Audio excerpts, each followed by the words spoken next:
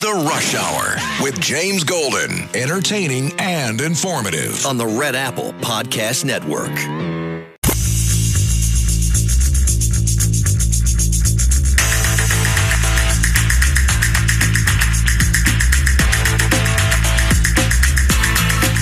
This is the James Golden Show with James Golden, a.k.a. Bo Snerdley.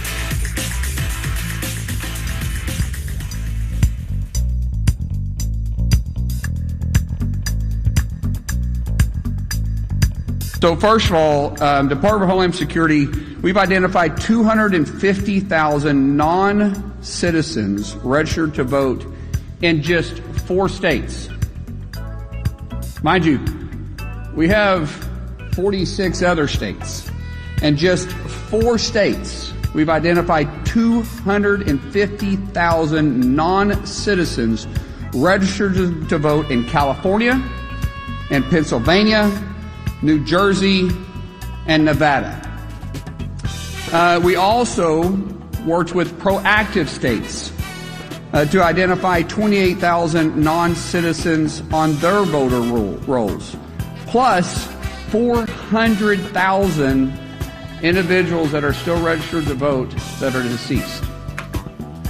Now, these 23 states, they proactively worked with us on the SAVE program. That's Georgia, Ohio, Tennessee, Texas, North Carolina, Idaho, Alabama, Missouri, Louisiana, Kansas, Arkansas, Wyoming, Montana, Iowa, Florida, South Dakota, Indiana, Arizona, South Carolina, Utah, Nebraska, Michigan, and my great home state of Oklahoma. Welcome, my friends, to the Saturday edition of the Extravaganza, the Saturday morning Extravaganza, your Saturday morning vibe, right here. If you want to be part of the program this morning, 800-848-9222 is the number. 800-848-9222 is how you reach us. We have so much to discuss today. I'm looking forward to catching up with Princess Diana for the first time this week and see what beautiful, wonderful analysis she has for us. The president's election speech is one of the things that I'm going to talk about today. I want to know if Princess is going to weigh in on that, too, because that's the Republicans are... We'll get to that. Also this week, Lindsey Graham passed. Any comments on that? Some people on the left, of course, acting out and being mean things. His sister, as many of you know, has been appointed to fill out the remainder of his term. He was up for re-election. That term ends in January of next year. In addition to that, we still have conflicts going on with Iran. 7 straight nights of the U.S. military, and some of the video from that has not been seen widely, but it is amazing what the United States military is doing in Iran. So a brief story that indicated that President Trump has said that the Iranians have called him looking to talk again, but of course, talk. And it doesn't matter how much they say, they always apparently go back on their word. Other things are happening. World Cup finishes up this weekend. MetLife Stadium in New York, Jersey area. It's in New Jersey in the swamps over there. And air quality is an issue because of the over 140 fires that are burning in Canada. And by the way, there are some wildfires in the upper part of the United States as well, contributing to a blanket of smoke that has affected several states. Far out is Ohio, New York. Some of the other states in the Northeast are experiencing air quality issues. Legionnaire's disease makes a comeback in New York. One person has perished from it, and it is on the Upper East Side, the cluster of it, which is extremely concerning for people that live there, primarily water towers, where the infectious bacteria is coming from. So there's a lot, and a lot more that I haven't even got to in this brief description of what could be on the plate for today. Again, the number is 800-848-9222. Let's begin, ladies and gentlemen, with some of the stories that are published this morning. In the Hill, you will find a story. Sean Spicer, former White House press secretary for Donald Trump in the first administration, has acknowledged negative reactions from some in the Republican Party to President Trump's Thursday night speech about election security, and said Trump should have presented more of a path forward. I saw a lot of negative comments from the MAGA faithful saying, what else can we be doing? What else are we doing? He said on News Nation. And I just want to make it clear, I'm not being critical of Sean Spicer for reporting this, but what I am going to be critical of is the Republican Party. Here's another one, and that headline, Trump's election claims land with a whimper among Republicans. Here's a quote from that story. If it were meant to influence people like me, it didn't get me there. That's from Senator Lisa Murkowski, an Alaska Republican who has publicly opposed the measure. Now, just for S and giggles, many of you know that, there's a story that I haven't even talked about in Alaska, but I've seen it. The Democrats have put up a candidate, no political background, but he has the same name as Republican. So to confuse voters. One court ruled you can't do that, but of course court ruled, well, yes, you can. This is the kind of trickery that Democrats have been using on, not this particular brand of tactic, but overall the kind of trickery that Democrats have been using to gain unfair advantage in elections for ages. And this is happening in Alaska. Yet Lisa Murkowski sees no need to make elections safer. She doesn't support the SAVE Act. And so people are blaming Trump on this speech when, to me, it is misguided. The focus should be on Republicans who refuse to acknowledge what is actually happening with our elections. Wall Street Journal, the Save America Act backfire.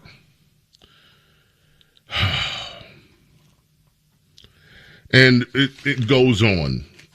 Washington Post, critical. All of the mainstream press critical. I'm not going to detail all of it because I want to get to the point. Democrats have been stacking, the Democrat Party has been stacking elections, American elections, in their favor for decades, unchallenged by Republicans. It has taken one president, Donald Trump, to actually confront the Democrats on multiple fronts. And instead of the Republican Party coalescing around this and understanding the threat, what we get are people like Murkowski, like Tom Tillis. What we get are the mainstream press, even those that are supposedly objective. I mean, you can forget about those like ABC television network and NBC television network who didn't even bother to air a speech that the president announced was going to happen on public airwaves. The airwaves of NBC television network and ABC television network do not belong to those networks. They belong to the American people. Unlike CNN, which is a cable outlet and doesn't fall under the same FCC structure. But for Republicans to not understand what has taken place is and be full-throated and full-hearted behind the president is nothing short of disgraceful. I'm just going to list for you a few bullet points, and then when we get back from our first break, I want to go through them. Reasons why Americans' elections are not run properly, unfair, and perhaps not just security. Begin with the census and how illegal immigrants in the Democrat Party have rigged the number of congressional seats they have from the census.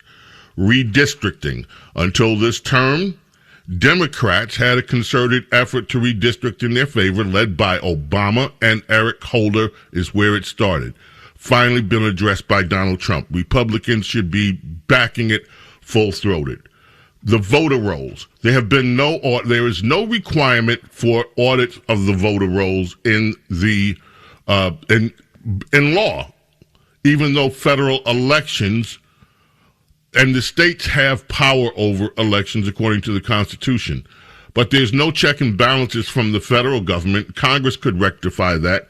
They haven't. So you have voter rolls that have been questionable for decades. We've all known the jokes about dead people voting. It's happened since the 1960s in Chicago, Cook County. That's what got John Kennedy in office. We know that. Then you have the schemes that Democrats have come up with, like ranked choice voting, jungle primaries, and everything that gives Democrat Party the advantage.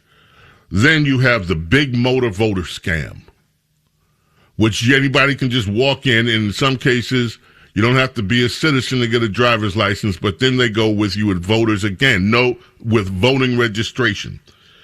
Same-day registration and voting with the assurances somehow that it's going to be vetted. Scam. So such a potential for scammery.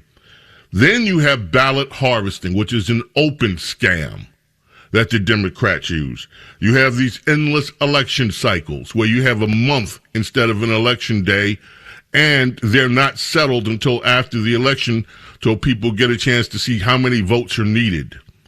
You have the judicial review that comes, and when you have elected Democrats serving with judicial review, you get things like in Pennsylvania and New Jersey and Washington State, where Democrat judges openly act as activists for their party and ignore, in the case of Pennsylvania, what the legislature has written as elected law, and they did the same in New Jersey. Real ID, supposedly, is a scam, which is supposed to be used. Real ID is not real ID because it doesn't even indicate whether a person's a citizen or not. This is a problem that even transcends elections. And then you have this issue of birthright citizenship, which is an interesting way long-term adversaries of the United States can harm the electoral process of the United States with a concerted plan. And don't tell me that China hasn't been doing it as a strategy, long-term strategy, or by happenstance. Still, what China has done and what we see being done, by the way, with Latin American birthright citizenship also means elections implications. Those are just a few. Anyway, we got to take a quick break here. James Golden, Snurley with you here. It is Saturday morning extravaganza. Your calls are welcomed. The James Golden Show on the Red Apple Podcast Network.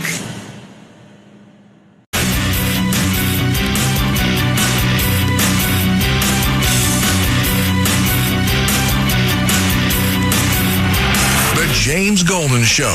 4 words that mean business with James Golden, a.k.a. Bo Snerdley.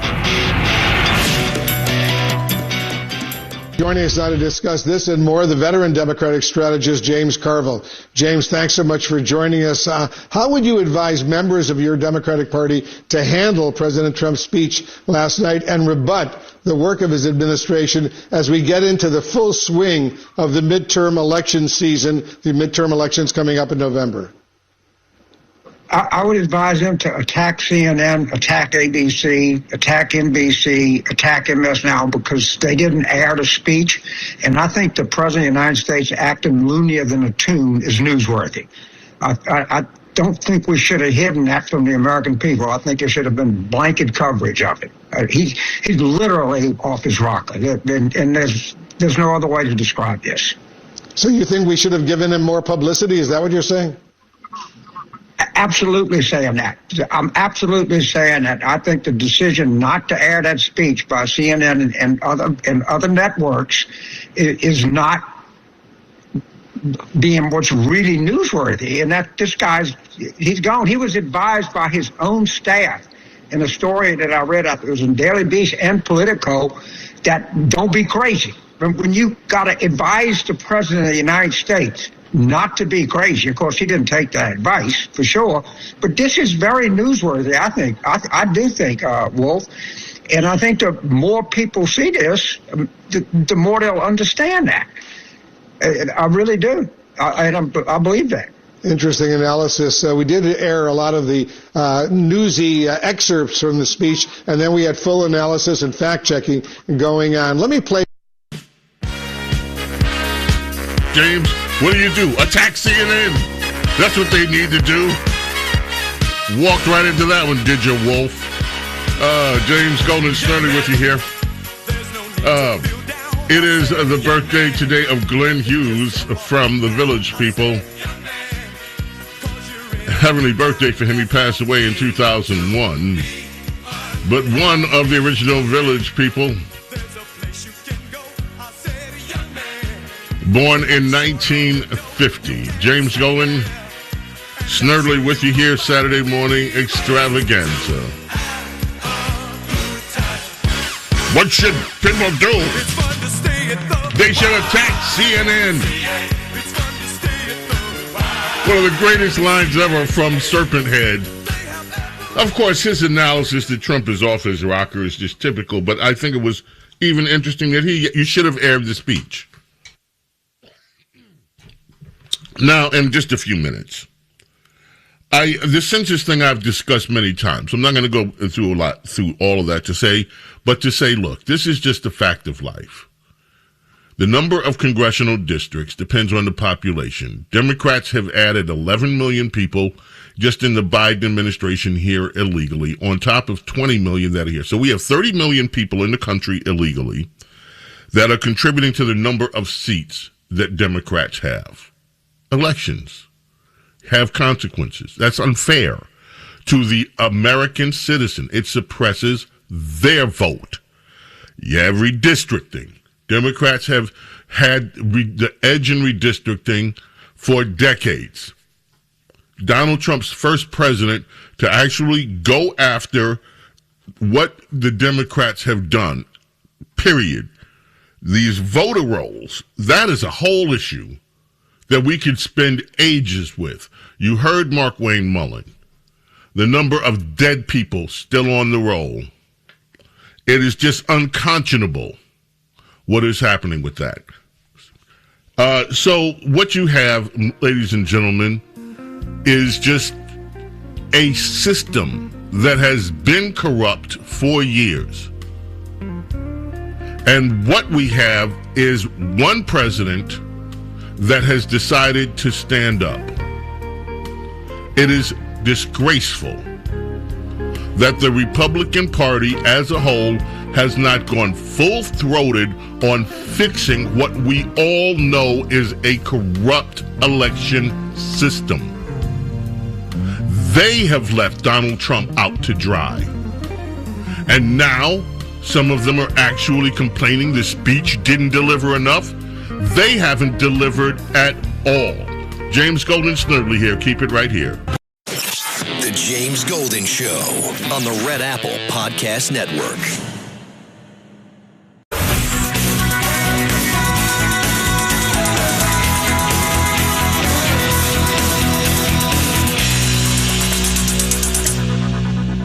The James Golden Show.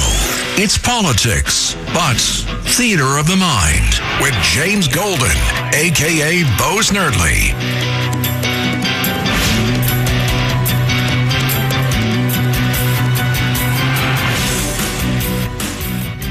A customer, this is a real thing, a customer at the Olive Garden was setting a question to Olive Garden management asking if they're all you can eat summer pass could be shared with their family members. And the Olive Garden corporate replied, and they said, no, your card has a barcode that relates solely to you, and you must present a photo ID with your all-you-can-eat pasta pass in order to access all-you-can-eat pasta. So we've reached the point as a society where access to fettuccine at Olive Garden is vastly more secure than deciding who is commander-in-chief of the country. Pretty amazing. That was Stephen Miller. I read the news today, oh boy. James Golden here. It's a Saturday morning extravaganza. Your Saturday morning vibe. We have people on the phones who want to get to some phone calls. And I want to hold on to some of this election news, the election stuff. We have people on the phones who want to talk about it. I want to get to it.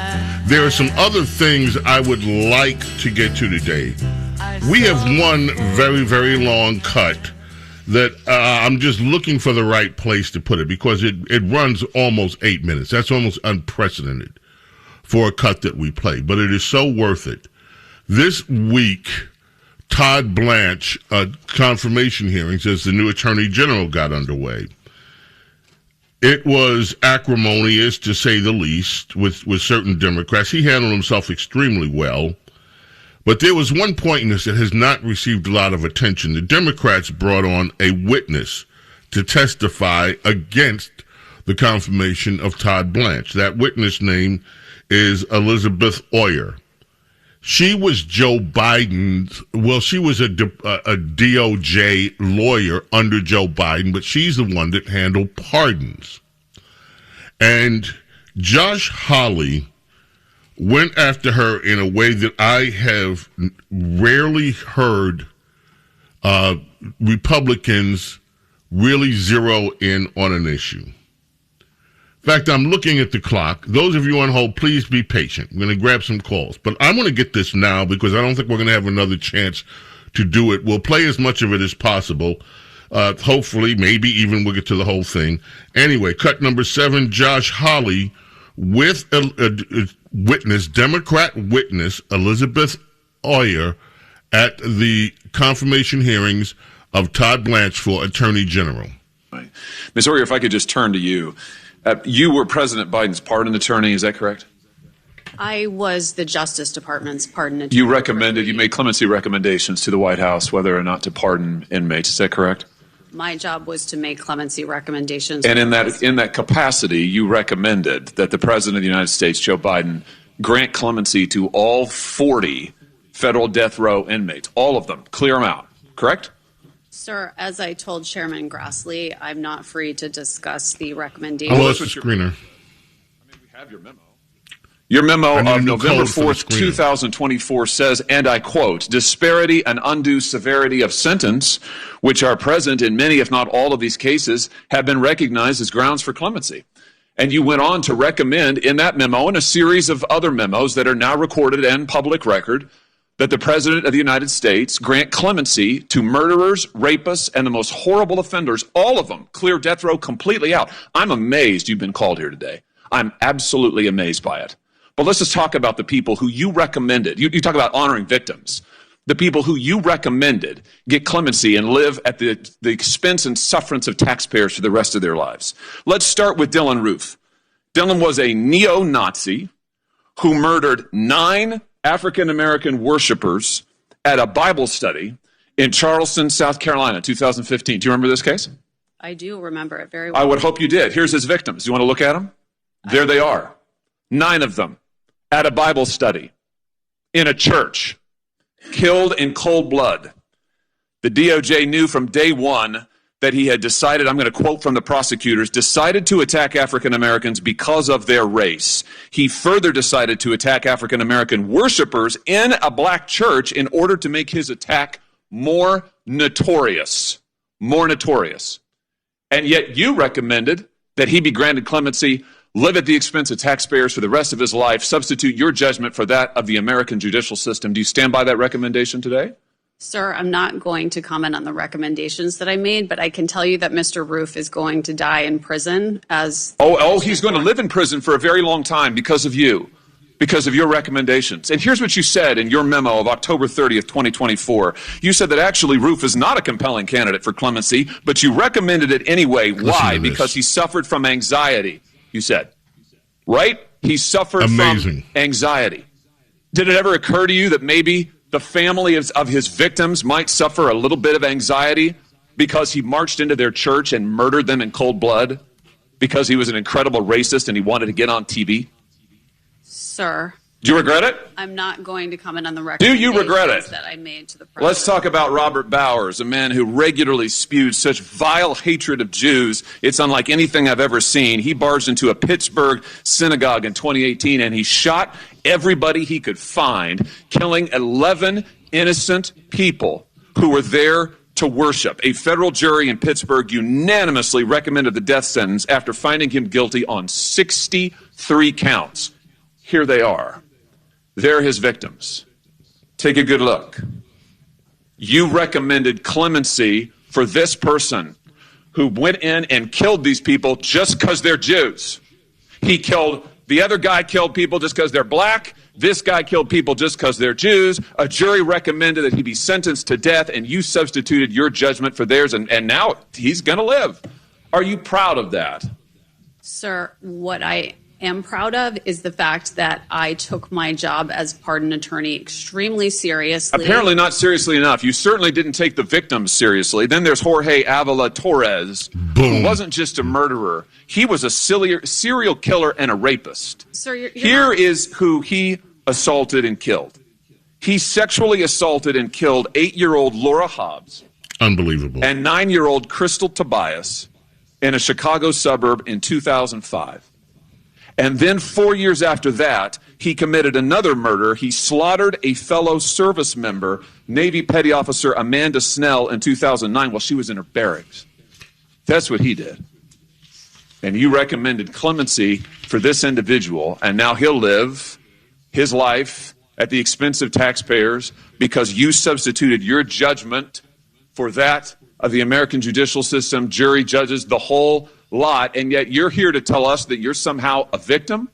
I don't think so, Ms. Oyer. I think your judgment is astoundingly terrible. I'm amazed that this side of the aisle has called you, and I just ask my friends on this side of the aisle, do you agree with this? Is this what you want? Do you want these people to be pardoned and live at the expense of taxpayers for their whole lives? Do you want to excuse the murders of African-American churchgoers? Now listen Do you to want to how he excuse ends the up. murders of Jews in their synagogues? Do you want to excuse the murders of these children? Because that's what she did, and now she's online hawking products to try to make money off of it. I see you've got your own website where you put your face on baseball caps and mugs, thelawyeroyer.com. You're trying to make money on this? Sir, This is unbelievable, Ms. Oyer, and yet you say you're a victim? These are the victims, and you helped victimize them. And what you're doing is wrong. I hope every member on this side of the aisle will repudiate what you have done and what you stand for. Thank you, Mr. Chairman. Sir, I assume that your questions directed at me were rhetorical and that you're giving They're not me speech. rhetorical at all. I asked you to respond, and you said you wouldn't. So what I did is I read to you what you have said. I quoted verbatim, and I'm happy to keep doing it. In fact, I'd ask now, Mr. Chairman, that this report, Restoring and Strengthening the Federal Death Penalty report, be entered into the record. It contains information regarding Ms. Oyer, her recommendations. All right, that's enough. That's enough. She had a little brief retort there, but now folks, this is what happened during the Joe Biden administration. I thought it was worth it to hear that.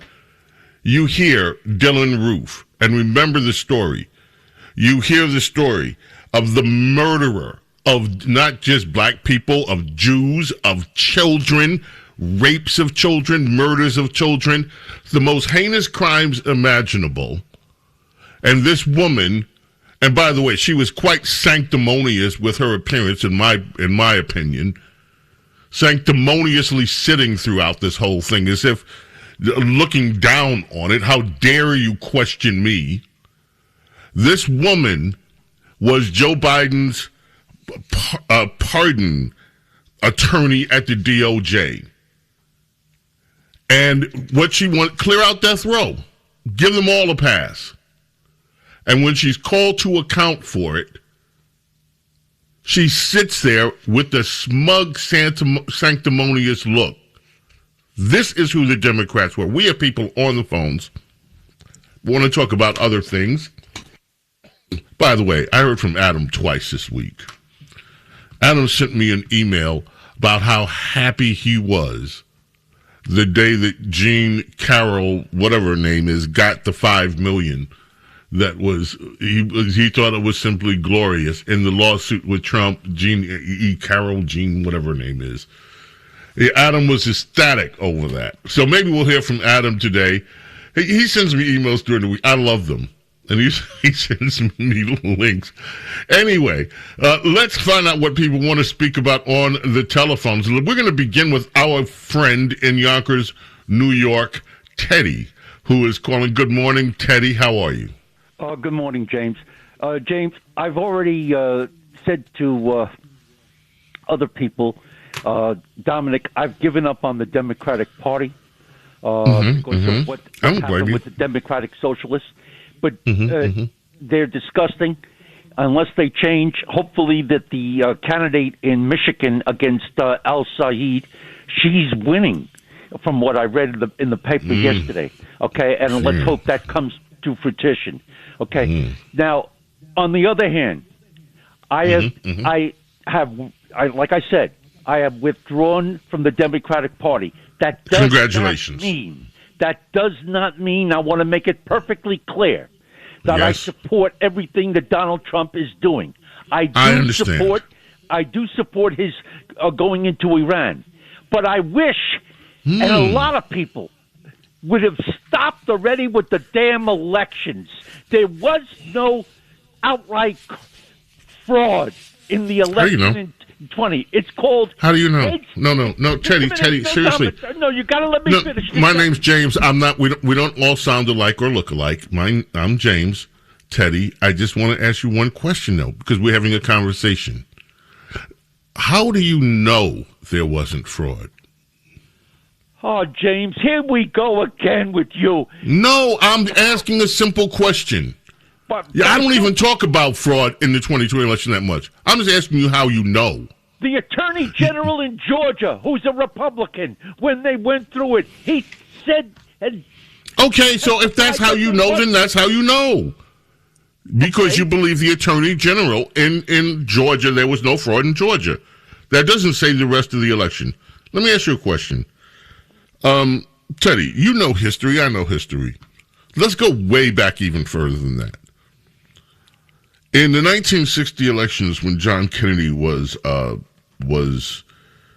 elected, it has now been well documented by history that there was fraud in Illinois, in Cook County, Illinois. Do you dispute that? I'm just asking. I don't recall hearing about that, James. It's the first time. You don't? No, I haven't. Okay, well, I'm just going to ask you to look into it. That's all. And let me just say to you, things have gotten worse with the voter rolls since then. That's all I'm going to say. Look, I'm not trying to convince you. Teddy, you're doing a great job by yourself. You've quit the Democrats. I don't want to argue with you and get you all upset. I think you're doing a great job on your own. You're coming to it on your own. And I congratulate you. I'm just going to say this to you. You have to examine very closely how it is that we come. And this is for me, too. Why do I think what I think? And one of the things when it comes to elections, what are we told and who is telling us? Who is telling us that everything is cool? Who's telling us nothing to see here? Who's emphasizing nothing to see here? And then weigh that against the facts. And the facts are that voter rolls are not clean. The facts are they're not audited. The facts are we have 11 million, 30 million people in the country that impact elections that are here illegally. Those are facts. You can't argue with that if you do the research. We have facts on what these same-day registration and ballot harvesting and all these schemes are.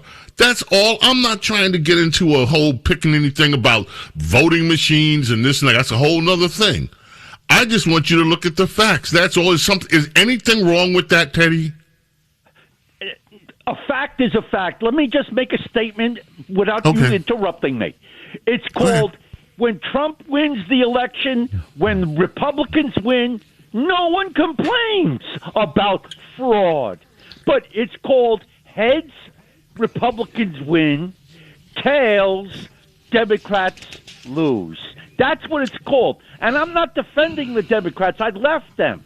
Okay? Okay. But you can't have it both ways.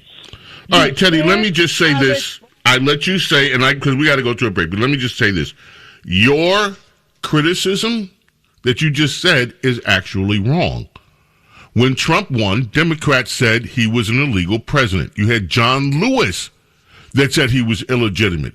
Hillary Clinton, involved in the Russia hoax, said he was illegitimate. You have other people that dispute the election. Here's what happens. When Democrats complain that there's fraud, the news media doesn't care, and they don't report it as being something wrong. That's what really happens. Both sides have said that the elections were fraudulent. Those are the facts. I got to go to a break, Teddy. I love you, and thank you, Teddy. And you're coming along, Teddy. I'm so proud of you. Teddy has left the Democrat Party, ladies and gentlemen. Progress is being made. The James Golden Show on the Red Apple Podcast Network.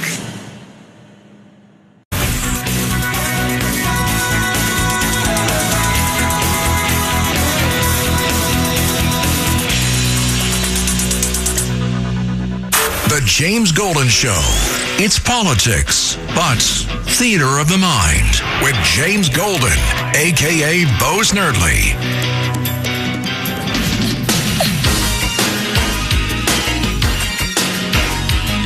The year was 1992. On this day in 1992, there was a big wedding in New Jersey. Whitney Houston tied the knot with Bobby Brown. The wedding gown alone was 40 G's. A lot of people came to the event. Stevie was there, Gloria Estefan, Natalie Cole was still on the scene, Patti LaBelle, Freddie Jackson. Wow, I haven't heard that name in a while. Yeah, 2006, by then it was done. After all the headlines and all the other stuff. But anyway, at least happiness was there for a minute, back in, or so, in 1992. Let's head back to the telephone. Ooh, I'm looking at the clock. May not be fair. Let's start anyway with Robert. I may have to hold you over. Time is running short. How are you? What's on your mind this morning, Robert? Well, James, what's on my mind is that the difference between the Republican leadership and the Democrat leadership. If Lisa Murkowski type was a Democrat, they would take her in the office and say, "Look, Murkowski, you're either going to vote the way we tell you to, or we're going to take you off the committees you're on. We're going to see that you don't get any funding from the national organization, and we're going to primary you." So, I mean, you wonder why every Democrat votes in lockstep. It's because they don't want to lose their positions. But the Republicans, pusillanimity is a word. Pusillanimous is a word we know. Let me just say this: if she were in the House, that might be true. They don't pressure. Neither party does not pressure senators like that because they can't. Senators have more power. I'll explain that, but thank you for the call. I appreciate it, and I understand your point, Robert. James Golden, Snerdley here. Our number uno is headed for the can. Our number duo is coming up. So in our duo, we will take more telephone calls, so you can reach us at 800-848-9222. In our number trio, Princess Diana and I are going to have a discussion. Oh, I cannot wait. And once again, I want to congratulate Teddy. Teddy has moved out from the Democrat Party. I did not hear him say, "I'm a Republican." He's not, but he's gone from the Democrats. Progress is being made. Stay right here. Our number duo coming up on the Saturday morning extravaganza. Whatever you do, don't you dare go away. The James Golden Show on the Red Apple Podcast Network.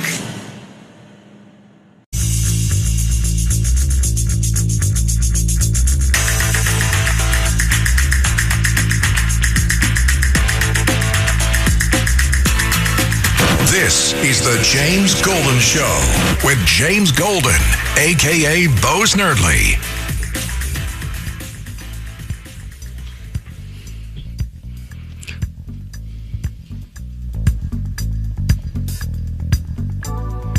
Welcome, my friends. Our number duo is now underway here at our Saturday morning extravaganza.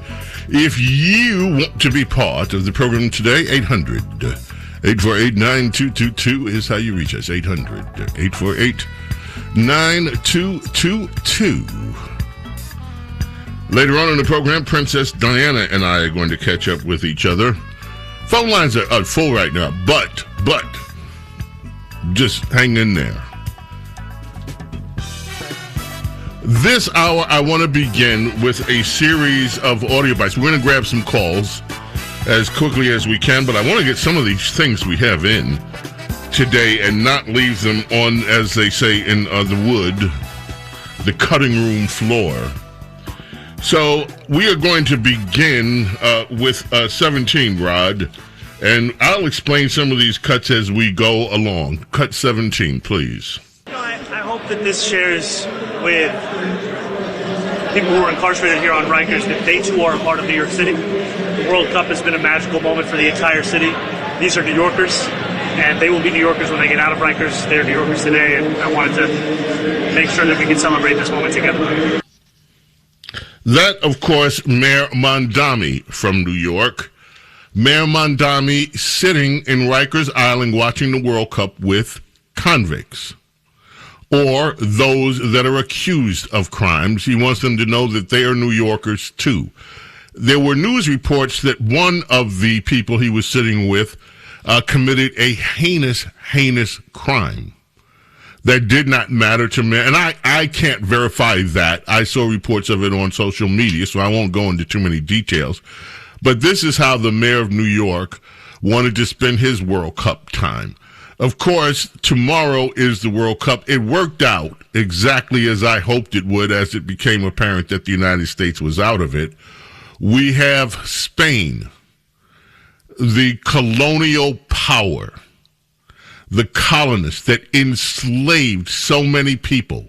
Spain, where if you look in history, the Inquisition, the Spanish Inquisition, oh my goodness. And you look further in history, you have the European power Spain, the colonizers, playing against the colonized. You have Argentina, whose people were oppressed under Spanish rule. People that were living in harmony with nature, the indigenous people of Argentina, crushed under the boot of the Spanish conquistadors. And now, all of these centuries later, the conquered people, the Argentinians, have the chance to defeat their oppressors in the World Cup tomorrow. So, and Donald Trump will be there. And that, my friends, is classic. They're already complaining about Trump and FIFA. Okay, but now let's go to next soundbite, cut 42. Ladies and gentlemen. I guess the question I would ask is did that make us any safer? Did that make the children that are left behind any more stable? Did it improve the idea that we can't all be judged by our worst day? And I want to be very clear, these are horrific crimes. That is Tim Walz, ladies and gentlemen, who thankfully is going to be out of politics, at least for the time being soon, defending his pardon of a child rapist. A man from Thailand who raped a child repeatedly for years, said it was no big deal, part of the culture. Raping young children, part of the culture where he came from.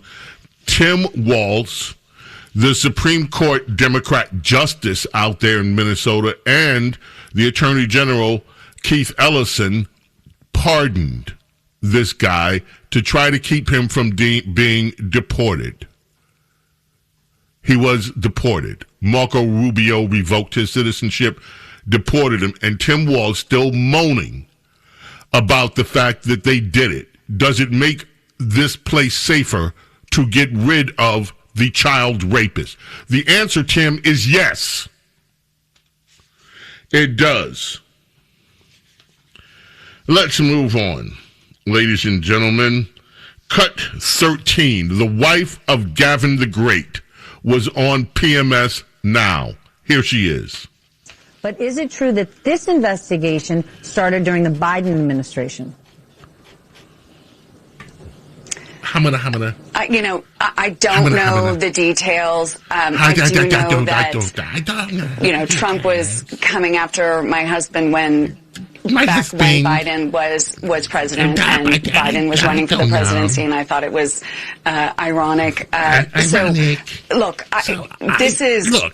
This is a fishing expedition, and I think what you're saying is that it's just been going on for a long time. My husband is Trump's most outspoken critic, and he's the GOP's I don't know. They've always targeted my husband. That's the Miss Bright. That's the First Lady of Californicate, Jennifer Sleep, who is accused. By the way, they're investigating the money, how the money flows, millions of dollars flowing through her. And so now, and yes, it started under Biden. And she doesn't know that. She doesn't. She claims not to. Is it true that this investigation started under Joe Biden? I don't know. But Trump, I don't know. Trump did it. Shut the Republicans. Is it true the investigation started under Joe Biden? I don't know. Jennifer Siebel Newsom. By the way, there's a story about her husband. Let me just do the story now before I get back to this, because I can't do it otherwise, since we are in Newsom land right now. Here's a story today in the San Francisco Gate this morning. California, done with idle threats. After years of serious warning, Governor Gavin Newsom filed a lawsuit against 5 cities in California on Thursday for not supplying housing plans that comply with California's housing laws. So what the hell does this mean? Let me give you the long and short of it.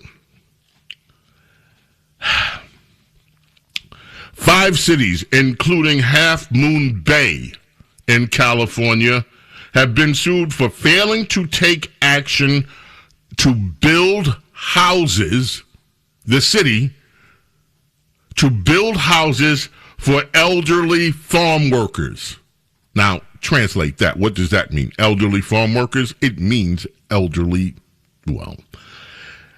And in March of this year, the California warned the town and 14 other communities that they were at risk of getting sued for not meeting the needs of their residents.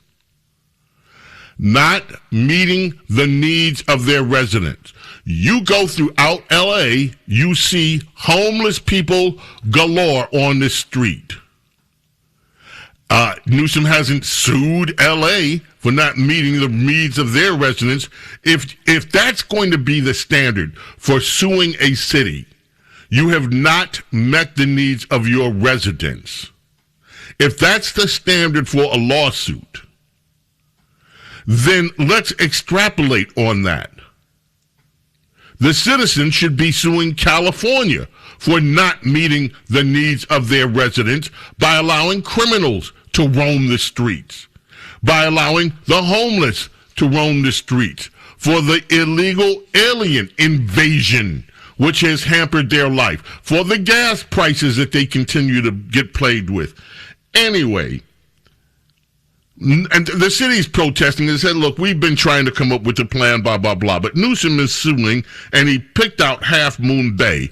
Now, when I read Half Moon Bay, I was like, wait a minute. I know that city, Half Moon Bay. Rush talked about Half Moon Bay years ago. Yes, indeed, he did. And I went back and found out. I remembered. My memory was correct. In late October 1994, Rush did a segment on the radio and TV about Half Moon Bay, California. The principal of a high school there, superintendent, had proposed a district-wide ban on kids doing homework, eliminating nightly homework. The reason was that they said low-income and non-English speaking families were at a severe disadvantage because their parents might not have the time, the resources, or language skills to assist them with homework. So let's just get rid of homework for everybody. Rush talked about it, called it the dumbing down of America, and it went viral. Back in those days, we didn't use the word viral, but it went viral. All of a sudden, the Los Angeles Times, the New York Times covered the story, and the school district started getting so many calls from all over the world, they started calling the place, instead of Half Moon, they call it Half Baked California. They dropped the elimination of homework as a ban. They dropped it. They said, forget it. That was the power of Rush. It was an obscure story. He talked about it on his radio show, TV show, and the national media picked it up.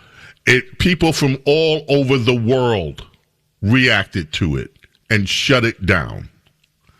Pretty amazing. James Golden, Snerdly with you here, Saturday morning extravaganza. The James Golden Show on the Red Apple Podcast Network.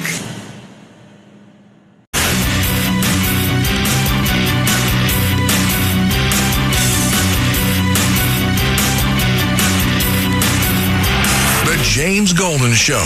4 words that mean business with James Golden, a.k.a. Bo Snerdly. As we continue here on the Saturday morning extravaganza, your calls are coming up. Let's quickly hit another audio bite for you, ladies and gentlemen. 26, the Chancellor of UC San Francisco, Sam Hogwood, testifying under oath in Congress this week.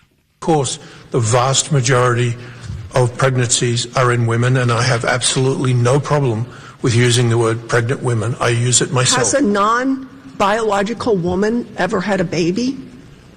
A transgender person can. That's not a biological woman. Has a non-biological woman ever had a baby? I would Let me hear the Bible. Reiterate, we it's take ridiculous. Care. It's ridiculous is right. Right. A non-biological woman cannot have a baby, but this is the chancellor of the school saying that most of the time, the vast majority of people are women, are biological women. California. Let's continue with California. Cut 27. 2 young ladies, my friends, interviewed about their experiences at California schools. Go ahead. We weren't allowed to wear this shirt at practice. The girls wore shirts that they're wearing right now that the front says Save Girls Sports. And then on the back of the shirt, it says it's common sense. XX does not equal XY.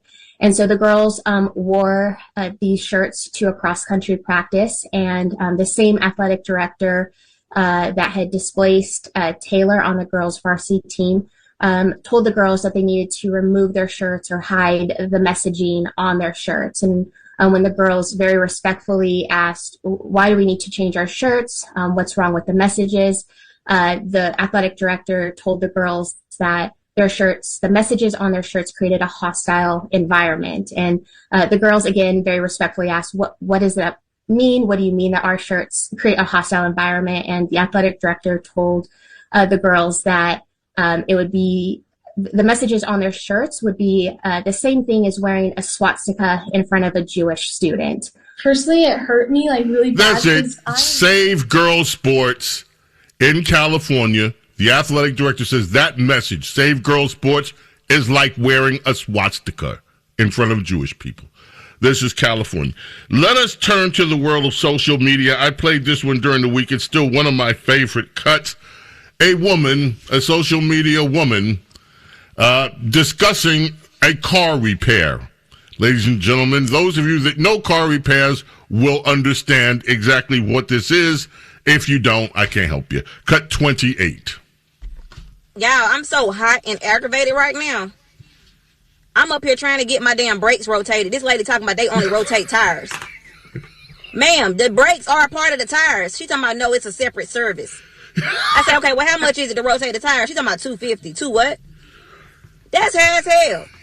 For you to tell me that the brakes aren't included when the brakes are built into the tire. Like, I'm confused. She's talking about, no, ma'am, that's a separate service. We just replace the brakes. I don't need the brakes replaced because they not bad. They just squeaking a little bit. I just need to take the ones that's on the front and move them to the back along with the tires. She's talking about, no, ma'am, you don't even have the same brakes on the front and the back. So somebody done already messed my car up because I got two different type of brakes on my car. The front brakes is not even the same as the back brakes. So somebody already done read. Like, I'm over here putting my life on the line even driving this car right now. Somebody finna do something. So I said, well, I just need all my brakes changed in at this point because clearly this is dangerous.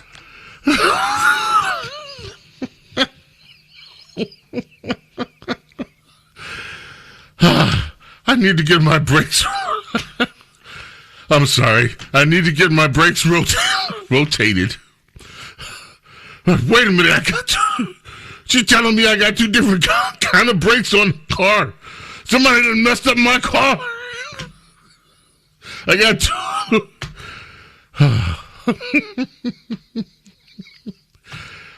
Ladies and gentlemen, if you happen to have a spouse, ladies and gentlemen, and I don't mean to be sexist here, so I'll just if you have a spouse, regardless of what gender they are, if you have a spouse who doesn't understand what they just heard, please explain it to them. Please explain. Why are you laughing at that? Please explain to them why you found that humorous. If, by the way, you agree with this woman, and you think that she made perfect sense, please don't ever take your car to the mechanic yourself. Please let someone else take your car in for servicing when it needs servicing. Please. Your phone calls are coming up on this. I need to get my brakes rotated. 800-848-9222 is how you reach us. I got two different kind of brakes. 800-848-9222 is how you reach us. The Democrats wanted to eliminate homework. They eliminated shop. And people don't know. Anyway, 800-848-9222 is how you reach us on this, the Saturday morning extravaganza. Keep it right here. Don't go away. The James Golden Show on the Red Apple Podcast Network.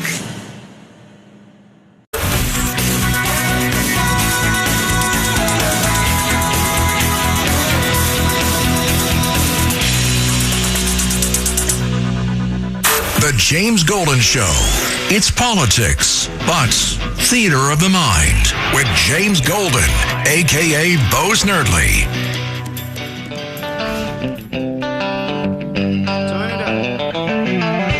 Turn it up. That's right, turn it up. That's one of the best opening licks of a song ever. As soon as you hear it, you know what it is, you know who it is. Tomorrow is the birthday Heavenly birthday for Alan Collins, guitarist with Leonard Skinner.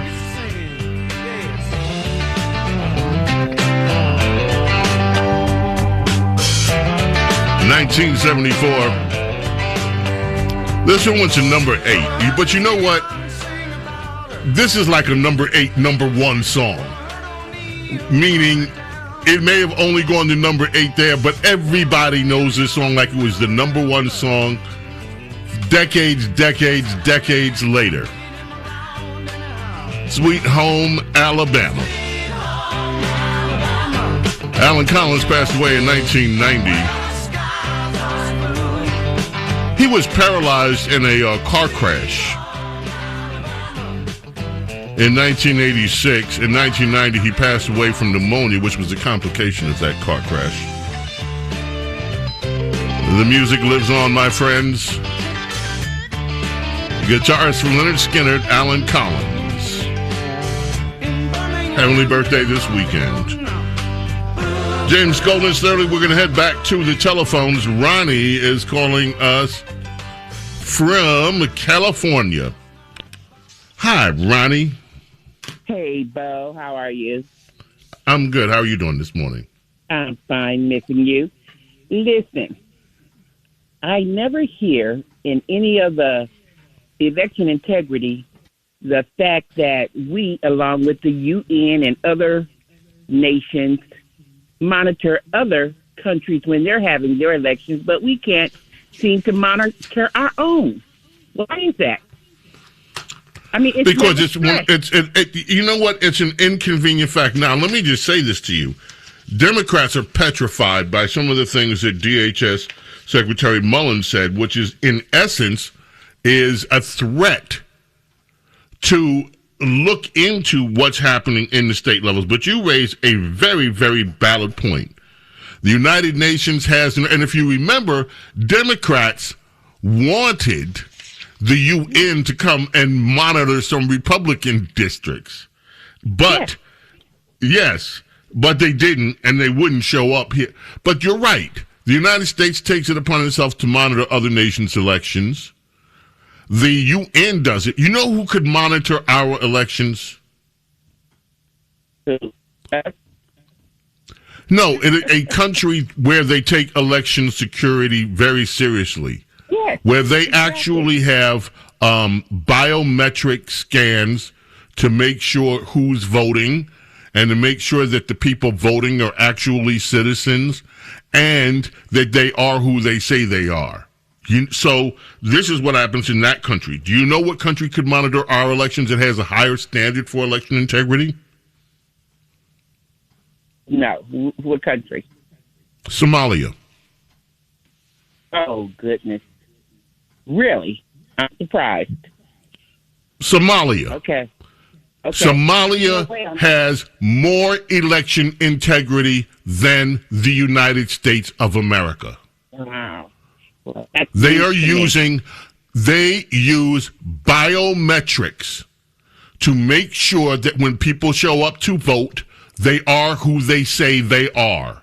They use eye scans and to make sure you say use that person, put your eyes on, okay, that's who you are. Now go vote. Yeah. Wow, that's really interesting. I wasn't aware of that. Thank you. But yeah, I'm just amazed that we saw during the election 220 how they were putting up boards and everything so that the monitors look into the counting rooms. It was just ridiculous.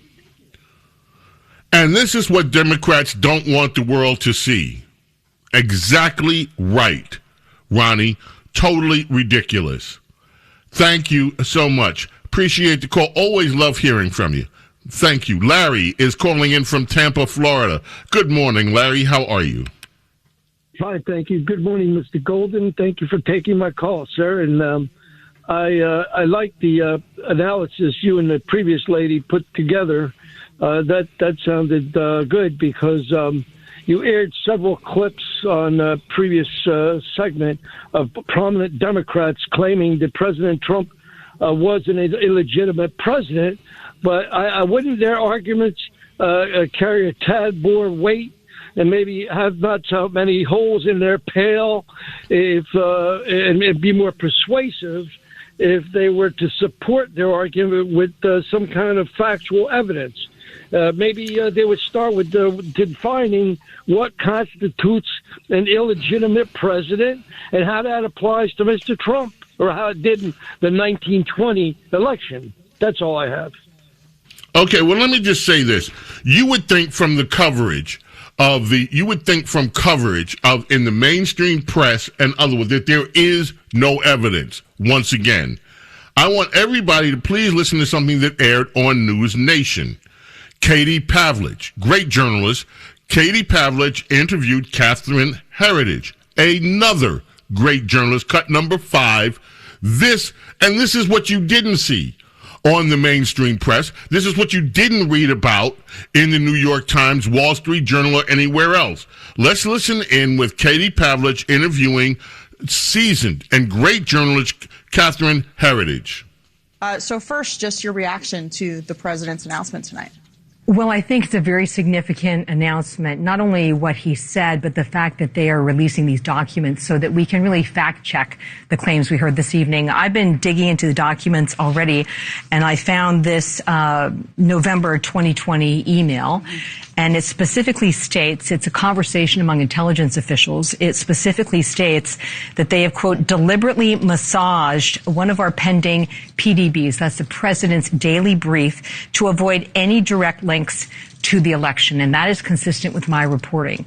I understand the whistleblower complaint alleged, and I think we're now seeing it in the emails, that there was an intentional effort to suppress intelligence about China's influence operations. And this was, Katie, like a massive effort, what they call a multi-domain operation. That means trade, it means diplomacy, it means open source information, it means social media. So all the levers of power China had to influence the U.S. elections. In your reporting, you've said that a senior intelligence official emphasized to you that in 2020, China was not held to the same standard as Russia and other adversaries, including North Korea, Iran, and proxies like Hezbollah, and that the Chinese influence operations were consistently downplayed while Russia's were routinely amplified. You also talked about this whistleblower who was reportedly retaliated against for trying to bring this information to light. So in the summer of 2020, as we're heading into the election, in the intelligence community, there were indicators of this Chinese influence operation. Influence operations means that you're trying to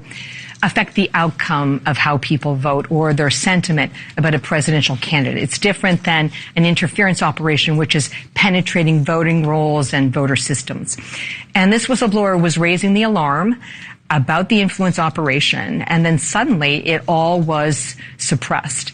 My understanding is that some of their reports, there were in officials' own handwriting that they wanted everything out that could help President Trump in his reelection. So there was clear evidence of political and personal bias, and intelligence is supposed to be neutral. So what we heard tonight from the president is an allegation that this intelligence was suppressed in order to harm him, and now we're seeing documents already which back up those claims.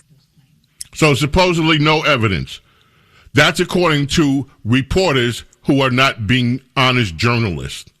I dare you to find that report, the information, that analysis that Catherine Heritage did at News Nation, in New York Times, in Wall Street Journal, on NBC, on CBS, on ABC, on CNN.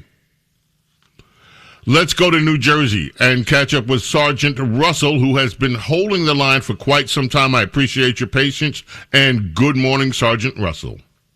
Good morning, James. I'd like to point out that in this day and age where they talk a lot about water, the city of New York has grown enormously. All the buildings and population and so on, all this depends on water. They in the 1950s, they took over virtually Delaware County, and they emptied out dozens or hundreds of farmers and built enormous reservoirs in the fear that fracking would disturb substrate or whatever and ruin water supply, the state of New York obligingly forbade the fracking process in the state. I am not in favor of further growth of the city of New York. I don't think it's been good for the city of New York. I think there are more than enough 100-story buildings. I think there are more than enough people in metropolitan New York, and they should not have been allowed to take over upstate New York. They've done it in other ways as well, which I could detail, but just in the matter of water supply, they have taken over, as you know, parts of Dutchess County, Westchester County, Putnam County, and Delaware County. It's like both the east and the west branch of the Delaware River are completely dammed. My family spent the summers between 1950 and 55 when they were building the dam, and I very well remember the beautiful valley, which is now a reservoir 30 miles long. And the other, I'm very familiar with the area, and it was killed. Now there are a lot of New York people that are buying acreage up there, and it's a wonderful vacation land for well-to-do New Yorkers. I think it's something that should have been recognized at the time. The green movement probably allied with the real estate and other financial interests in the city of New York in order to be able to take over upstate New York for their water supply and then forbid fracking. I don't know whether they should frack or not, but I believe that these facts... Yes, sir. Sergeant Russell, let me just say that. I think you made your case. Let me just say this about that. I think you've identified one of the key areas, not just for New York, but especially what's happening in the western part of our nation.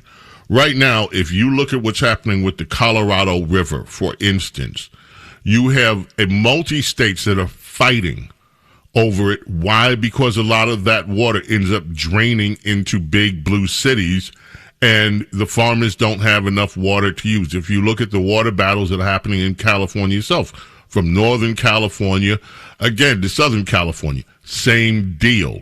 These cities are requiring more and more water to keep going. You didn't even bring up data centers yet. The data center issue is also putting a strain in some cases on not just electrical, but on water consumption as well. These water battles, we are just seeing the beginning of them. The one in the Colorado, with the Colorado River, has been going on for decades, but it is growing increasingly fraught, and something is going to have to be done. What you've identified in New York, I was unaware that this same issue, to the extent that you just described, is plaguing New York. The only thing I would say, Sergeant, with all due respect, is New York is not going to continue to grow. They're not. They're just not. Unless the only thing that could stop New York from growing are the socialists that are in it right now that are causing people to leave. But the problem is, it's just the wealthy that are leaving. They're being replaced with other people that don't have the means in terms of population. But good luck trying to get the city to grow. I don't think that's going to happen. I think what is going to happen is that you're going to have upstate residents, and this would apply to many locales around the nation. You're going to have the residents of these communities stand up and say, we need our own water, and start filing suit to keep it. But, sir, it's an incredible call that you just had, alerting people to this issue. And it's wow. Thank you for the call, Sergeant Russell. We got to take a quick break, ladies and gentlemen. We're going to try to grab more calls if we can, as our number duo slowly finds its way into the can. The James Golden Show on the Red Apple Podcast Network.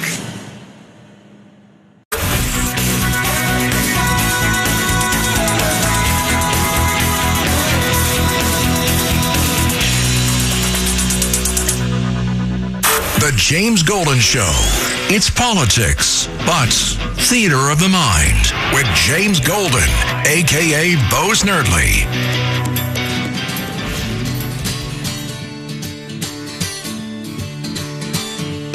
Birthday tomorrow for Brian May.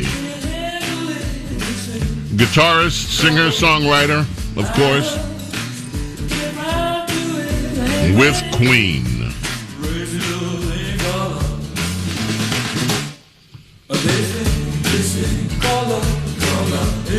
A Little Thing Called Love went number one. Crazy Little Thing Called Love in 1980. James Golden Snerdley with you here. Let us head back to the telephones. Dom is calling in from Minnesota. Good morning. How are you? Yeah, good morning, James. Thank you. Congratulations in persuading Teddy to leave the Democratic Party. I'm not taking credit for that. Teddy did it himself, but we're glad for his progress. Yeah, so let's give you a new title, The Prince of Persuasion. I love it. These titles are coming in. I love that. Yeah, I also did not know that the most famous Democrat, the King of Camelot, was associated with voter fraud. When Trump's speech on Thursday took on China for the 2020 data breach and election interference, I knew that the gloves had come off. I think Trump is less concerned about the midterms and the 2028 and more concerned about the safety and security of our future generations. Listen to Alyssa Slotkin, the congresswoman that openly declared that Democrats will never win again if the SAFE Act is passed. I played that during the week. I played that cut from Elise Slotkin, and she's right, the seditionist. And by the way, you make a great point, and you're right, and you just triggered something, because we had a call at the top of the hour, the last hour, from Robert in, I believe it was Florida, who said that the senators should be held to account. And thank you, Dominic. And I just wanted to explain people something. It's not easy to hold senators to account using muscle, because the Senate has any one senator can stop the action and object, and then it requires a vote, and in some cases a 60 vote threshold to move forward, depending on the piece of legislation. But there's something even more. Senators' terms are longer than the president's terms, and that is by design. Senators' terms are longer than congressmen's terms. That is by design. The order of importance, as you know, Supreme Court gets lifetime appointments. Democrats are trying to change that. Behind that, senators are the most long-standing, by term, elected officials in the country. They run every 6 years. Now, you look at the way that congressmen are set up. They run every 2 years.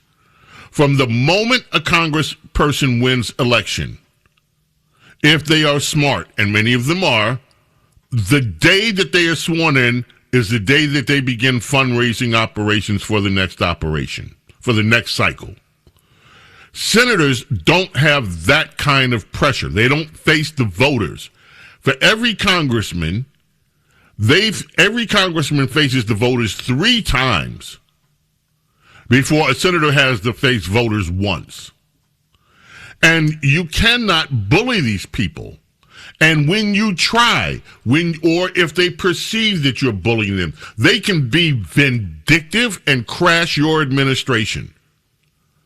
Do you want to know why? Do you remember why we are all, as a nation, still living with this fiasco called Obamacare?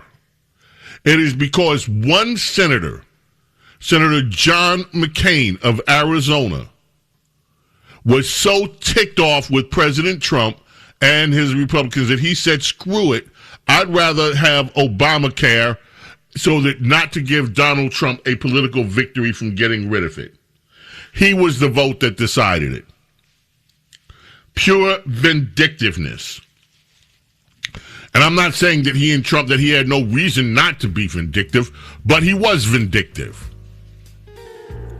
Senators, you cannot muscle them the same way that Congress people can be muscled, is my point. So what it's going to take when you have an election cycle, only a third of the Senate is up for election every year by design.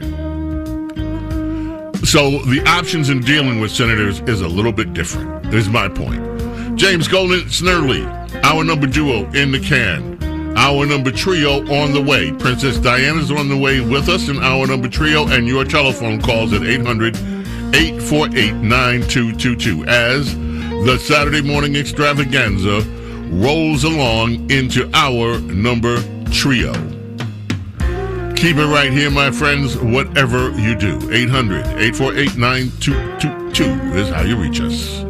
The James Golden Show on the Red Apple Podcast Network.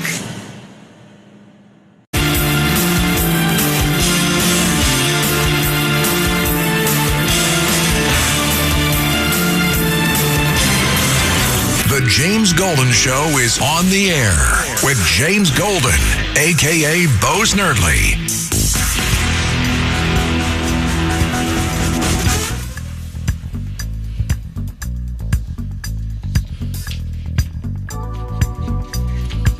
Welcome, my friends. Our number trio is here. Rod just called this the Power Hour. He said, hey, the Power Hour is getting ready to start. And that's because of one thing and one thing only. It's time for Radio Royalty with James Golden and America's Princess of Policy, Princess Di. I want the Power Hour with the Princess. Her goodnessness, Her Highness Royal, of course, with the analysisness that you need to make it through the weakness of the Republican Party and the weakness of other politicians. During this week of trial and tribulation, she is here in the house. I just had a thought. Okay. Princess Diana, you know, Harry's trying to make up with the king over there. He went over there. He and the Meghan girl went back to see old Charlie there. And I wonder if you might be willing to put a good word in for Harry and Meghan to see whether we can have them reconcile and rejoin the family over there in the UK and kind of leave us alone. Princess, what you think? Well, you know, aside from my title, which you have bestowed on me, I really do not have any relationship with the royal family of the United Kingdom. So if I put in a good word, I'm sorry, it wouldn't have any clout. But go ahead if you want to do that. It would. It would have tremendous clout. We can send an official telegram from Princess Diana, United States of America. Dear Prince, dear Kingy, dear Biggie Kingy, please take Harry back. Please take Meghan with him. Please see your grandkids on a regular basis. Have them over there close to your home. You know, look, you got rid of your brother. He's off in the Netherlands somewhere. They're not speaking, not the Netherlands entirely, but the brother's out of that little that homestead there that they had there, that nice little palace there. It's an unused palace. Take Harry and put them back in Andrew's palace. You can do this. There you go. Listen, I have to say, Sir James, you have the clout, and you have a new title given to you by your great caller, the Prince of Persuasion, along with the Duke of Democracy and the Sledgehammer of Truth. So I think you need to be the emissary to the United Kingdom. You know, I'm liking these titles, by the way. I'm think I'm going to have medals with each one of them. Then you need a business card. Prince of Persuasion, the Duke of Democracy. Sir James, the Sledgehammer of Truth. And the Sledgehammer of Truth. I like this. Yeah. Well, okay. Now, let's get on with a few things here, Princess. Okay. The elections and the speech, universally panned by some Republicans and by, of course, the mainstream media, which started panning it before the speech was even made, because they knew what they thought was going. The only thing that they didn't get a chance to do was berate him over Georgia because he didn't, but they had it prepared. Anyway. Oh my goodness, it was really an amazing speech, and I just wanted to give a nod of honorific to both the Trump speech and the Rubio speech, Marco Rubio convened what he was calling a ministerial on the resurgence of political terrorism. He convened over 65 countries. He summoned them to America. And he gave one of the greatest speeches that has ever been delivered by any Secretary of State. And it had to happen to come on the same day, July 16th, that the Trump speech was given. And those two speeches, I'm telling you, are momentous. The reverberations are just beginning, and you can tell how important they were by the lack of coverage. You've got the pre-bunking happening and the post-bunking happening, and the non-coverage happening by the mainstream media and the establishment Republican Party and the establishment Democrat Party on the Trump speech. And that's their MO. They always use the same MO. They did it for the Hunter Biden laptop. They did it for COVID. And their fierceness beforehand of don't even listen to it. It's going to be terrible. He's just rehashing. And of course, all of the Republican establishment just jumped right into that pattern because they're, complicit. And so that has been the Washington, D.C. response to the importance of the Trump speech. And I think that both Trump and Rubio's speeches demonstrate the great physical courage both of them have. Tremendous physical courage because they're both a declaration of war. Donald Trump's declaration of war, rhetorical, on China, on the deep state resistance, on all his enemies, foreign and domestic, and Rubio's speech was a declaration of war on the violent left and the foot soldiers, international foot soldiers. This was about the resurgence of political terrorism on the left. He has taken on the violent left. Now, the amount of bravery that takes is unbelievable because, as you know, the actual danger of these people, the violence of these people is global. And so Trump and Rubio together, they're sort of two parts of the same picture, is one of the most important days in our history, our modern history.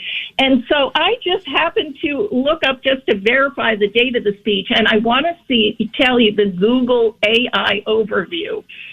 President Donald Trump delivered a 25-minute primetime address from the East Room of the White House, reviving unverified claims about U.S. election vulnerabilities and foreign interference. Now, this is a lie.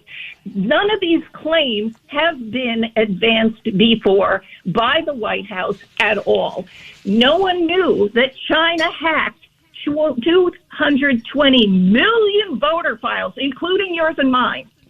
No one knew that the intelligence community covered it up, deliberately kept it from the president, from the Congress, from the American people, us, and there's documentation to prove that.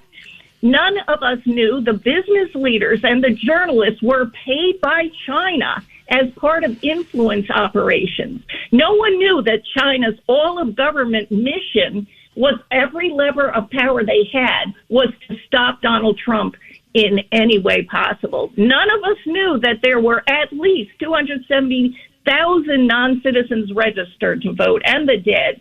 And none of us knew that China, as documented, had even attempted to manufacture and probably did manufacture illegal ballots for Joe Biden.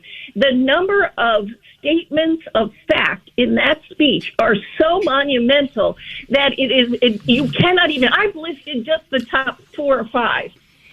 And every single sentence was vetted by the Trump intel community. And so the documentation released in the afterwards was huge. And the media is just sticking their fingers in their ears and going, la, la, la. And all they're saying is what the Republicans saying, oh, he's just looking backwards. This is a rehash. This is new. And this is the opening salvo of a huge long-term mission that Trump has had since the 2020 election to make known what happened, what our vulnerabilities are, and to fix it. And so basically the bravery of both the president, the physical courage of both the president and Marco Rubio is tremendous. The heroism and and you've got basically as a response, you took on very well the Republican pusillanimous leadership and their response. I really want to scold a little bit the average Republican who I have basically gotten a similar vibe from. They're whining. And I just want to give a little courage to the only ones who can continue this fight, and that is Trump supporters. You've got the response of a lot of conservatives, especially online, who are whining, where are the arrests? Wake me up when there's an arrest. There's no state of emergency declared. Nothing ever happens. And to have a president use the bully pulpit to tell the truth about what is our vulnerability in elections and then to dismiss it is, to me, indefensible. I think the Donald Trump has always had one thing going for him politically as far as his power, and that's the power of his supporters. And we need to re-engage with that. We need to explain what he said, repeat what he said, support what he said, and demand that the Congress investigate. And also, as he said in his final moments, we have to pass the SAVE Act.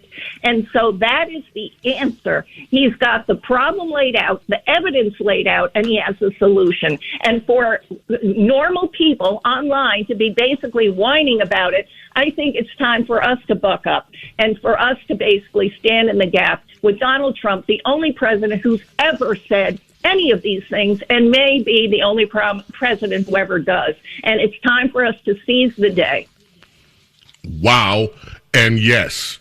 Yes and wow to everything that you just said. And that is just great analysis. And folks, again, have you read any of that in the accounts from the New York Times, from the Washington Post, from the Wall Street Journal, from NBC, from ABC, from CBS? Why not? Princess Diana, we're going to do this. We're going to take a quick break here. Come back. Let's delve into the Marco Rubio speech because that is important. James Golden, Snerdley here. The James Golden Show on the Red Apple Podcast Network.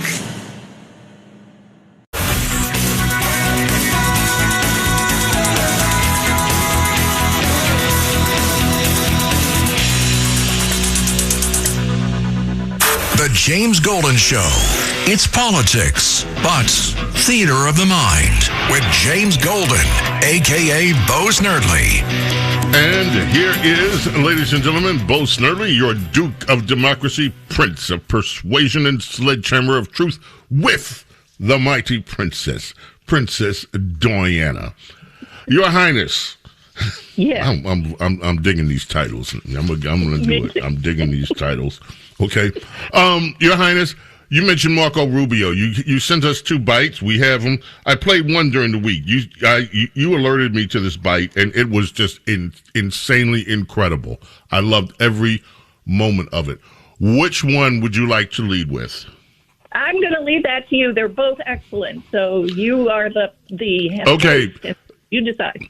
Let us visit Cut 15. Rod, this is Marco Rubio from his speech on July 16th. It is the opposite. One of the criticisms you sometimes hear of communism, for example, is that it sounds good in theory, but it never works in practice. That's actually not true. Communism does not sound good in theory. The world it envisions for all of us is small, flat, gray, leveled of all exception, drained of all that is good and noble in the human soul.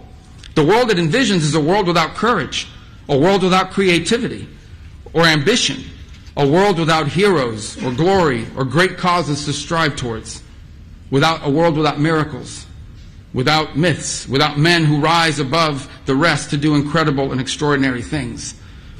And the world communism envisions is a world without God. For these architects of revolutionary violence, the towering achievement of our civilization, for them, it's an unbearable humiliation, a reminder of what they cannot do, and a reminder of what they cannot be. So they choose instead to destroy. They attack pipelines. Wow. Princess, what do you say?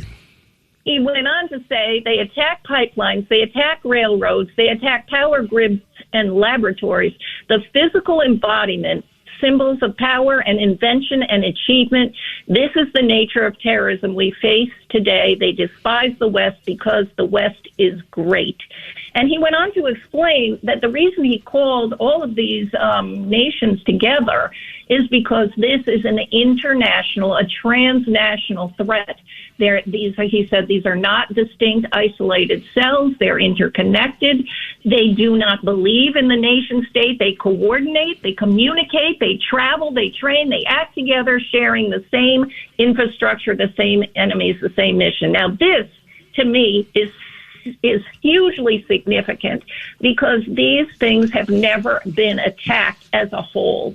And that is the problem. The money flows all over the world and they train all over the world. There's Antifa that comes here. There's the Black Bloc. There are all of these small groups that melt into the darkness and then reconstitute somewhere else. And the danger is no one is really or has been really even been aware of the connections or tried to. So to have this administration put their finger on the problem, have other countries come together and recognize left-wing terrorism, which has never even been said out loud by our government before Trump, because everything was configured as right-wing threats, and it's been a lie to cover up the real threat. And so to have both Trump and Rubio tell the truth and to point out the real threats and the real problem is historic. And I think that we need to magnify their message and congratulate and support them because this is really unique in history. We have a moment to tell the truth and to fight the real battles that need to be fought. Now, we'll have to wait until after the break before we get to the second one because it's actually, the second bite's a little bit longer than the first. But this is remarkable. And again, you pointed out, I did not even see any coverage of Rubio's ministerial. Here you have, how many nations did you say attended this thing? 100? Well over 100, 160? Well, I've read over 60. I've read over 65. I'm not sure, but it's in that range. Okay, over 60, anywhere from 60 to 65 nations attended this. You had this incredible messaging that was taking place there and framing of it. And yet the coverage of it has been, it's like it didn't happen to the left. Right. And that is not by accident. No, that is totally not by accident. Inspiring Rubio is, and he is pulling the camera back, as it were, to give the big picture and to show the value of Western civilization in an inspiring way. We never hear this. We hear the West is the, reason for all the evils in the world, but to basically explain the good and the noble and the world with miracles and heroism, we never hear this, and it's the truth, and it's very powerful. It is extremely powerful. When we get back, we have more of Marco Rubio, and we have your phone calls coming up as well. Princess Diana is here with me. This is our number trio of this Saturday morning extravaganza. Telephone number to reach us, 800-848-9222. Also, when we get back from this break immediately, it's time, Rod, for your pick of the day. I'm sure you know that, right? Yeah. So, whatever you do, our number trio, well underway. Stay with us here as we continue with the Saturday morning extravaganza, your Saturday morning vibe. I am telling you, folks, we cover so much. You don't ever want to miss a second of this, your Saturday morning vibe, the Saturday morning extravaganza. Don't go away. The James Golden Show on the Red Apple Podcast Network.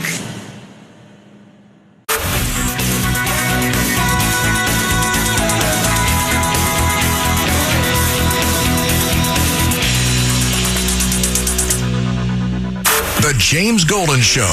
It's politics, but theater of the mind with James Golden, a.k.a. Bo Snerdley. Friends, it is time for Rod's pick of the day. Rod, who is it? Can you hear me? All righty. Now, you hear this fabulous tune in the background. It is Martha Reeves, American R&B and pop singer and former politician. She was also a part of the group Martha and the Vandellas. And what you're hearing right now is Dancing in the Street. This became the number 4 single in 1969, plus 10 US, 6 UK, and other top 40 singles that came from Martha Reeves and the Vandellas. But this right here is Dancing in the Street, Martha Reeves. So, happy birthday to Martha Reeves. Happy birthday to Martha Reeves. Thank you, Rod. You know what? My feeling has always been that if the Supremes were not as big as they were, Martha Reeves and the Vandellas would have been the number 1, quote unquote, as they used to call them, girl group in the world. I mean, I think all of the female groups that were with Motown at that time were flawless. You had the Supremes. The Marvelettes. You had the Supremes. Martha Reeves and the Vandellas. Mary Wells. Well, Mary. She was solo. Mary Wells. She was solo, but Mary Wells. She was, and then you had Tammy Terrell, whose solo records didn't do anything. Let's be honest. But when Marvin and Tammy got together, it was explosive. Golden, solid golden. Solid golden. What we talking about? It. Funk Brothers, Motown. Oh, man, the feel-good times of the times, man. I'm trying to tell you. You know that's right. I'm back. Princess Diana in the house with us here. Princess, we have the second bite that you sent in from Marco Rubio, Secretary of State. Let us listen to it right now. It has always been driven by a hatred, above all else, a hatred for civilization itself. It is a revolt of the worst against the best, a revolt of the weak and the cowardly against the strong and the good. It is perpetrated by those who cannot build, who cannot create, who cannot achieve great things, and take their revenge upon the world for their own inadequacy by seeking to destroy those who can. This is what radical leftism is. It may wear various different slogans and ideologies across place and time. They can call themselves anti-capitalists or anti-imperialists or communists or anarchists or Marxists, but the fundamental character is always the same. It's always the same. It is a poisonous resentment cloaked in the language of equality and justice and liberation, an overwhelming need to tear down what greater men have built, to wreck what is beautiful and what is right on behalf of people who are only filled with ugliness and have nothing else to offer the world. Through violence and through terror, they once again seek to impose their ugliness on all of us. The old dogma was wrong. The old dogma was wrong. None of this is driven by idealism. It is not utopian. Good Lord, Agnes. That is amazing. Absolutely. And it also, I think, explains the almost gut reaction that the left has to Trump, the builder, and Trump and his building projects, and Trump and his beautification projects, all of those things that they hate and they want to tear down. And it doesn't matter what it is that Trump is building or wants to build in America, for America, they just have that reaction. And I think that Rubio has put his finger on it philosophically and profoundly. And I think that lost the screener again. Wow. I'm telling you, this is pretty amazing. You know what? I got chills listening to that last bite. There's a writer that it reminded me of, and it just flashed. I'm telling you, it just flashed as she was speaking about this. One writer that I have read that totally devoted her career to writing about this. Any idea who I'm speaking about? Don't want to put you on a pop quiz, but tell me. Who is it? Ayn Rand, however you call her first name. Yes. Now, the thing that people disagree about with Ayn Rand is the moral relativism, all that stuff. I get that.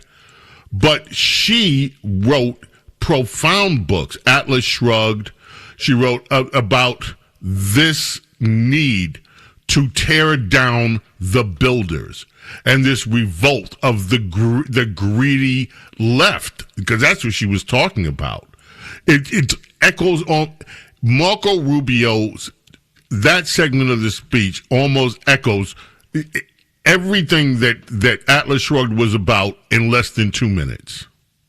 Excellent. And also it reminds me of The Road to Serfdom by Freddie Ray. Yes!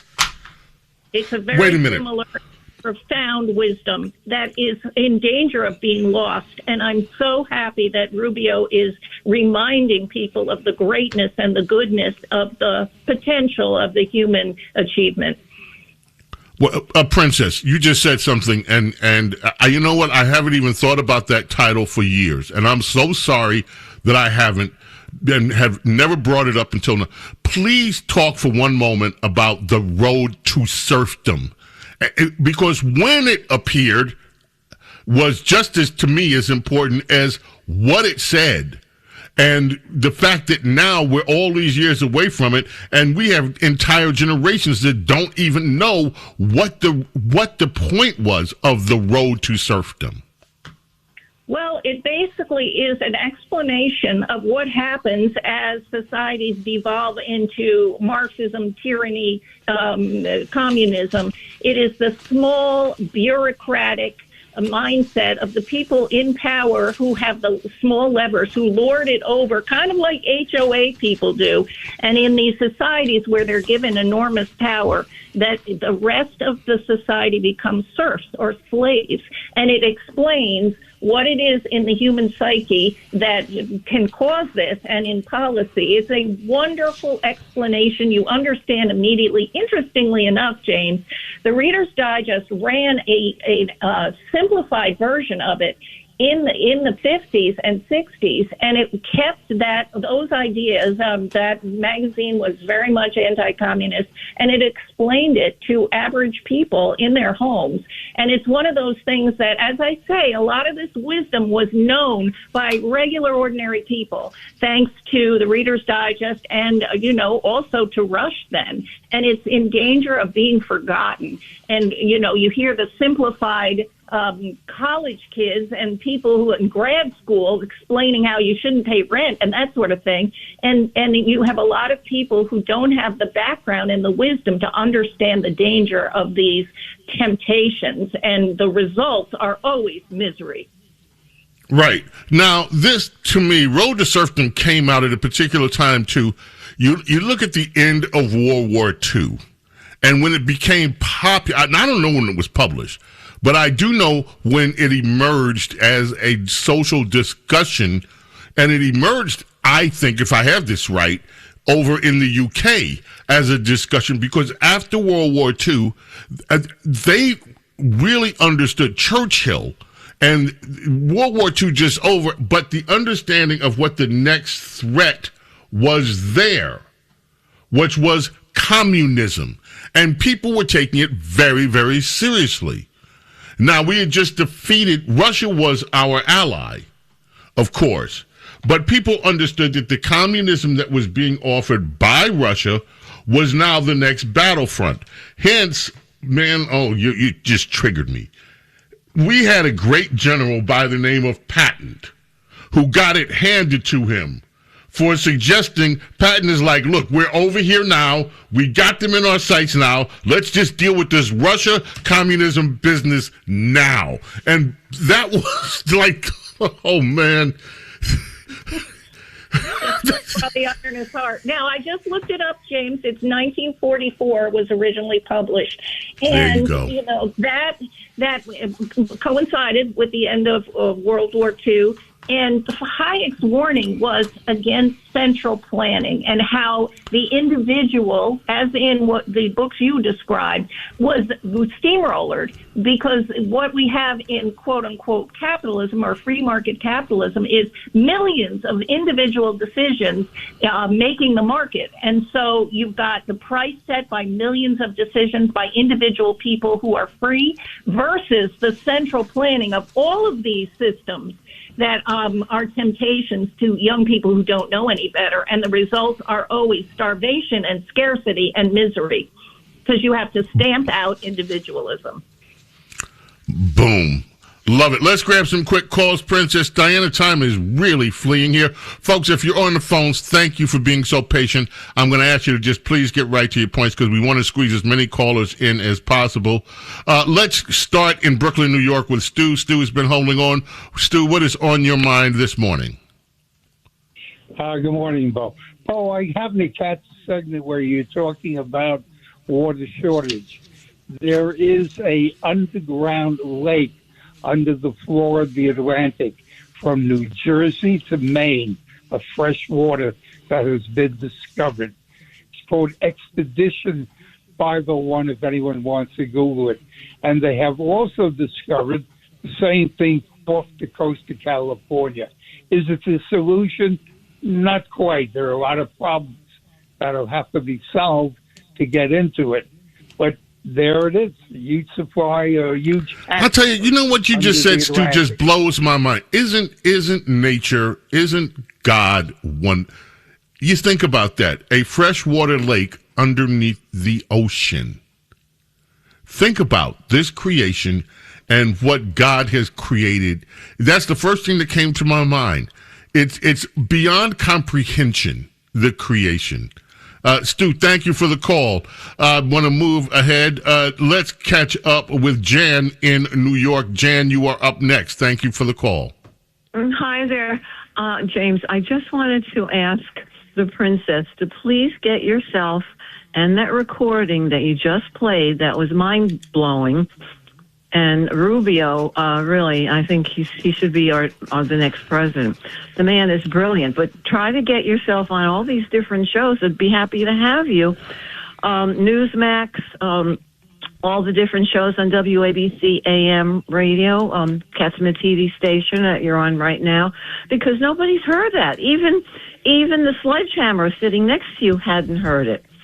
So it just shows you how much information is kept from the people, and it has to be revealed, and we have to push it.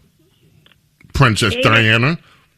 What are you saying amen for? She's telling you, she's asking you, Princess, to please go on some of the television shows. Please take... I'm here now with you, and you are making sure your vast audience is hearing these things. And so I think that is, we are basically doing exactly what she is suggesting. But we can still think about our Sunday show. Yes, the Sunday show. Yes, the Sunday show. The video, the Sunday show. James Golden, Princess Di, is here, ladies and gentlemen. Let's go into Long Island. Joe, I understand you have a story. As stories go, you must get to the bullet point of the story, not the long version. How are you, Joe? Good morning.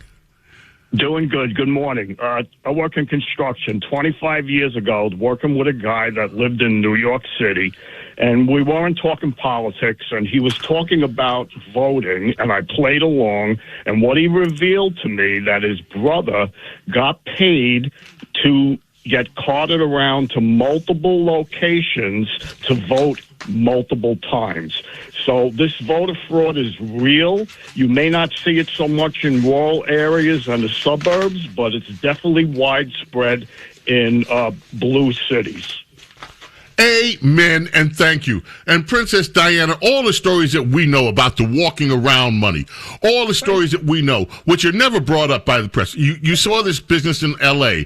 about them walking around paying homeless people to do the voter registrations. They act as if this stuff, we're supposed to be the stupid ones for knowing what we know about the way they do business. Yes, and and going into basically assisted living facilities, nursing homes, and, people who aren't quite able to vote, they vote for them. This is happening. There's a network of people for the Democrat Party who go in every state. It is shameful. Tim in San Diego. You got to make it quick, but thank you for the call. How are you? Tim, San Diego, California. I'm doing great, James. Listen, I just wanted to say that Rubio is Reagan-esque. I don't think you made that point, and I'm sort of surprised you didn't. What I'm hearing, as Princess Diana said, nobody has delineated or made these points in quite some time in America, and I think the last gentleman to do it with clarity was Ronald Wilson Reagan. I think the last big figure nationally to do what you said was Rush Limbaugh, and he did it every day on the air. Now, I also think that Marco Rubio right now, one of the reasons I don't say he's Reagan-esque, Marco Rubio has his own spin on the world based on his own upbringing.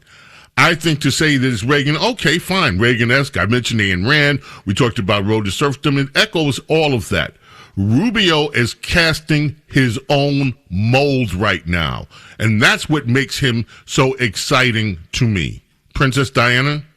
I agree, and as I said a couple of times, I think that he is rescuing wisdom that was known in Reagan's era and during Reagan's presidency and throughout the Reader's Digest readership. That was understood by people, and it has, thanks to our terrible education system, been deliberately stamped out by several generations. And I think that bringing it back and having us as supporters magnify it and explain it is vitally important, that wisdom is not lost.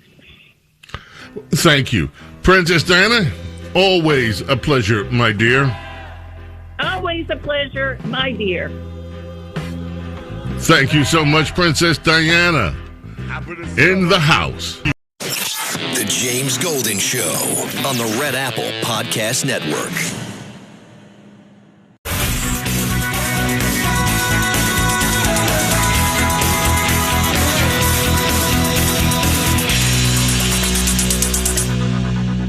The James Golden Show. It's politics, but theater of the mind with James Golden, a.k.a. Bo Snerdley. I want to see if we can swing real quick some calls, and before we have to go, very quickly, let's see, Dennis in New Jersey. What's on your mind?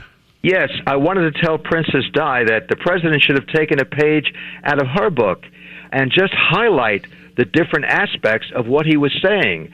He got too much lost in the minutiae as opposed to doing what she did in just a couple of minutes and hit the highlights. So I wonder what her thoughts are on that. Interesting. Princess has left us for the day, but we will. That's a really interesting. He should have just summarized it the way that Princess Di did it. Rudy in New Jersey, quickly. I'm going to try to get you in here. What's on your mind? I want to thank Princess Di for playing Rubio's speech and mention that the full speech was in print in the New York Post yesterday. I read it, and it was fabulous, but stirring beyond belief for what she played, or what she had the audio. It was great. Wonderful, wonderful, wonderful. Thank you, Rudy. Kevin, Niagara, 20, 30 seconds. Go. Yank it. Yank their licenses. We damned if we don't, and we damned if we do it, right? Your Excellency, do it. Yank them. Thank you. The ones that won't yank the broadcast licenses are the ones who refuse to play the speech. Silas, you got 10 seconds. Hurry up. Hit on the perfect thing. I'm understanding that they've dumbed down our society enough. How do we educate them? You can talk to people on the street and they'll still say that communism works. And then they say, but we don't know what communism is. How do we educate these? How do we educate them? Yeah. Thank you. It's from within. We got to run, Silas. Thank you so much. Let's see. Tomorrow is the birthday of Thomas Allen's Papa D, who was the percussionist for Wawa. War. I saw War at Madison Square Garden back in the day. What an amazing group. One of their biggest. The World is a Ghetto, a song that has been done by so many people, so many groups. I love George Benson's version of it, too. If you have never heard it, man, you should hear that. And you know who else did a great one? Will Downing did a killer version of The World's a Ghetto. War, The World is a Ghetto. He passed away on stage in 1988 while performing of a heart attack. But anyway, it's the music, of course, lives on. Wah-wah. And that's what we're going to leave you with today. The world is a ghetto.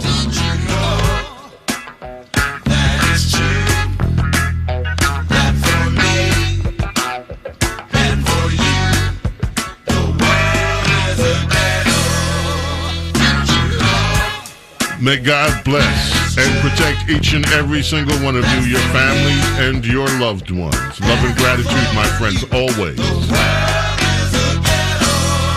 For your being here with me and allowing me to be with you. God willing, we see you next time.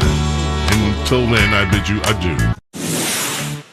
Thanks for listening to The James Golden Show. You can hear The James Golden Show Saturday mornings at 7.